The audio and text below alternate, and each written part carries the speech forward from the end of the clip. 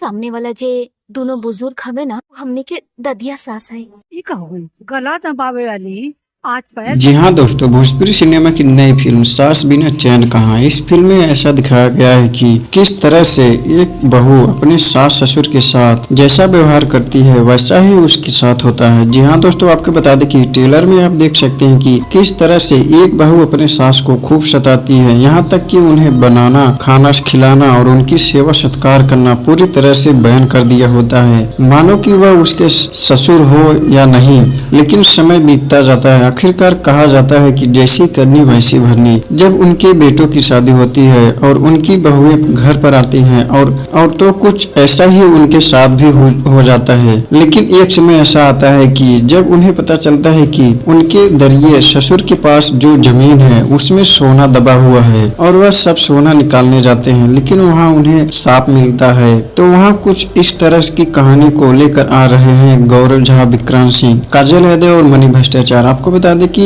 जैसी करनी वैसी भरनी, इस तरह की कहावत तो इस फिल्म के जरिए चरित्रित हो जाती है और दिखाई जाती है। आप अगर पूरी फिल्म देखने के लिए बेसब्री से इंतजार कर रहे हैं तो आपको बता दें कि यह फिल्म पूरी तरह से 28 जुलाई शाम 5 बजे B4U Bhojpuri YouTube TV channel पे दिखाया जाएगा। टेलीविजन प्रीमियर शुरू किया जाएगा। तो दोस्तों, आप अगर नए हो हमारे चैनल पे तो सब्सक्राइब करना, लाइक करना। जय श्री राम।